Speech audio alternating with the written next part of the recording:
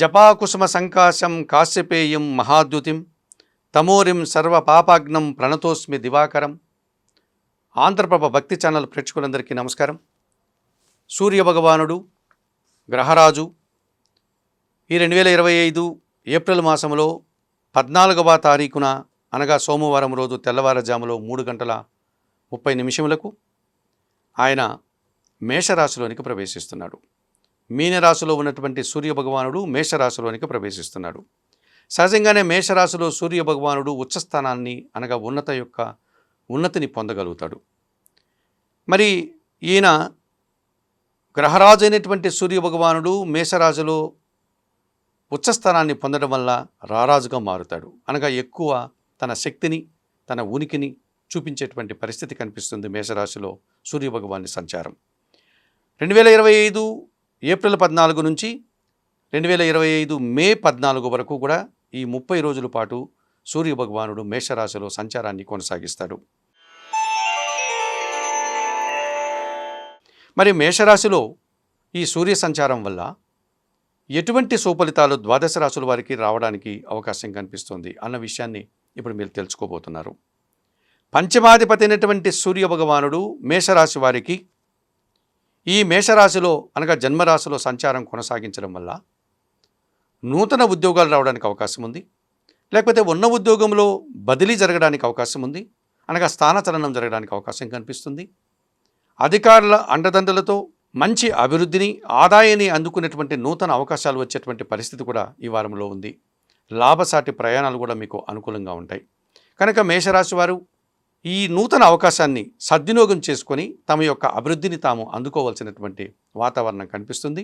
ఈ అవకాశాన్ని సద్వినియోగం చేసుకోవాల్సినటువంటి అవకాశం కూడా వీరికి కనిపిస్తుంది. వృషభ రాశి వారికి చతుర్థాధిపతి అయినటువంటి సూర్యభగవానుడు వ్యయభావంలో అనగా 12వ భావంలో ఈ సూర్య సంచారం వీరికి పూర్తిగా వ్యతిరేక ఫలితాలను అందిస్తుంది. తండ్రి ఆరోగ్యం విషయంలో జాగ్రత్తలు తీసుకోవాల్సి ఉంటుంది. రాజకీయ నాయకులకి ప్రతికూల ఫలితాలు రావడానికి అవకాశం ఉంటుంది. ఉద్యోగస్తులకు అధికారుల నుంచి అభిప్రాయ భేదాలు కానీ లేకపోతే ఒత్తిడి కానీ అధికమయ్యేటువంటి సూచనలు కనిపిస్తుంది. ఈ కారణం చేత వృషభ రాశి వారు ఈ వ్యయములో సూర్య సంచారం ప్రతికూలంగా సంచరిస్తున్నారు కనుక జాగ్రత్తలు తీసుకోవాల్సినటువంటి ఆవశ్యకత కనిపిస్తుంది.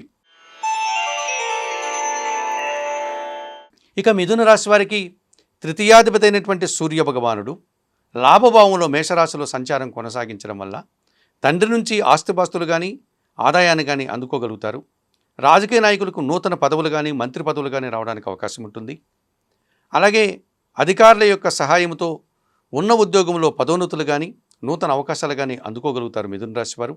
నిరుద్యోగులైనటువంటి మిథున రాశి వారికి నూతన ఉద్యోగాలు రావడానికి ఎంతగానో అనుకూలత కనిపిస్తుంది. ప్రభుత్వం నుంచి సహాయం ఆశించేటువంటి ఇతర మనుషులకి ప్రభుత్వ సహాయం అందడానికి కూడా అవకాశం కనిపిస్తుంది.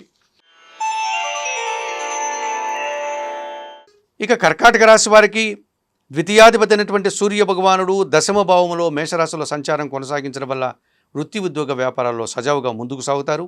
ఉన్న ఉద్యోగంలో సంతృప్తిగా పనిచేసుకోగలుగుతారు. అధికారుల అండదండలతో అభివృద్ధిని సాధిస్తారు. అధికారుల నుంచి అభినందనలు అందుకుంటారు. రాజకీయ నాయకులకి సంతోషకర వాతావరణం ఉంటుంది.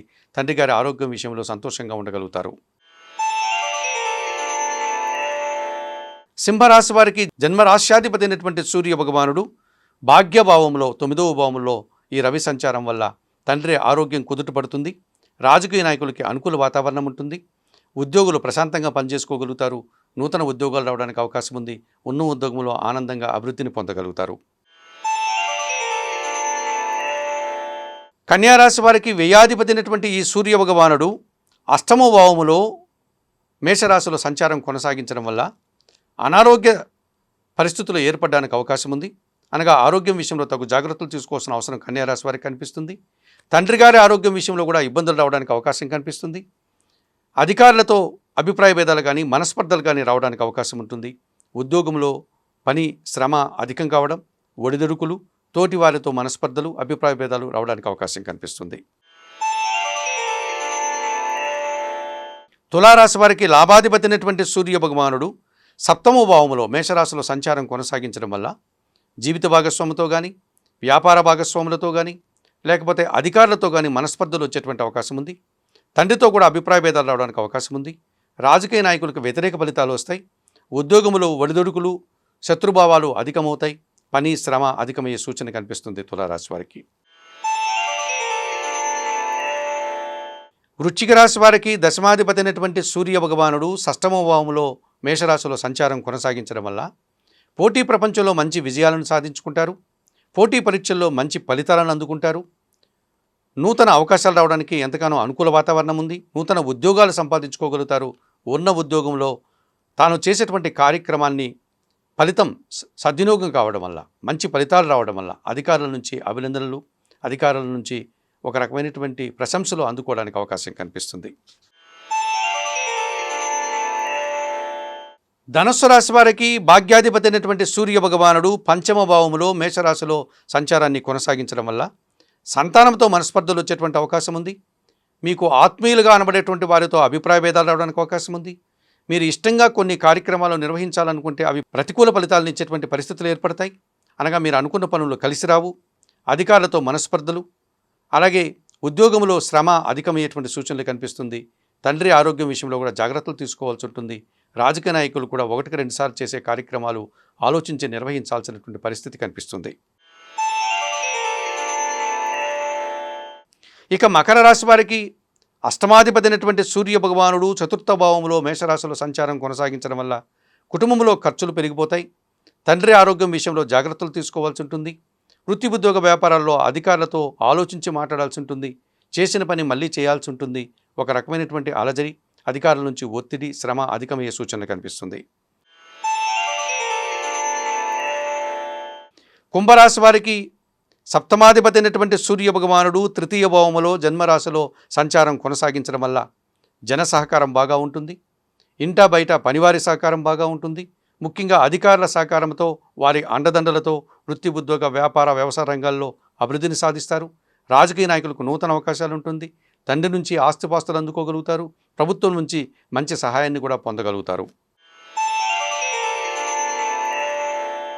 మీనరాశి వారికి షష్టాధిపతి అయినటువంటి సూర్య భగవానుడు ద్వితీయ భావంలో మేషరాశిలో సంచారం కొనసాగించడం వల్ల మీ మాటల వల్ల ఎదుటివారు నొచ్చుకునే విధంగా మీరు మాట్లాడే పరిస్థితులు కనిపిస్తుంది.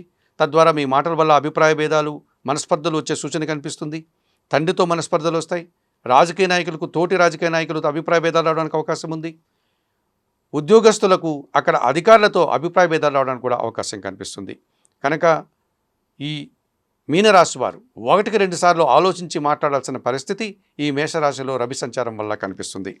మరి ఈ మేషరాశిలో ఏప్రిల్ 14 నుంచి మే 14 వరకు రవి సంచారం ఏదైతే జరుగుతుందో ఈ 30 రోజుల కాలంలో రవి అనుకూలంగా ఉన్నటువంటి రాశుల వారు కానీ, రవి ప్రతికూలంగా ఉన్నటువంటి రాశుల వారు కానీ అందరూ కూడా ప్రతిరోజు ఉదయాన్నే నిద్రలేసి స్నానమాచరించి సూర్యోదయ కాలంలో సూర్య భగవాన్ని దర్శించి నమస్కరించుకోండి.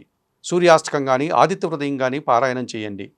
ఆదివారం రోజు గోధుమలు కానీ, గోధుమ పిండి కానీ సూర్య భగవాన్ ప్రీత్యర్థం పేదవారికి దానం చేయండి. ఈ రకంగా చేయడం వల్ల మీరు సూర్యభగవానుడు అనుకూలతగా ఉన్నటువంటి రాసుల వారు మరింతగా మంచి ఫలితాలు పొందగలుగుతారు. సూర్యభగవానుడు ప్రతికూలంగా సంచరించేటువంటి రాసులు అనుకూలంగా మార్చుకోవడానికి అవకాశం కనిపిస్తుంది. కనుక చెప్పిన విషయాలన్నీ స్వీకరిస్తూ పరిహారాలు పాటిస్తూ అందరూ కూడా ఆయురారోగ్యాలతో ఆర్థిక అభివృద్ధిని ఈ సూర్యభగవానుడి యొక్క అనుకూలతను పొంది ప్రశాంతంగా జీవించాలని మనస్ఫూర్తిగా కోరుకుంటూ సర్వే జనా సుఖినో భవంతు. నమస్కారం.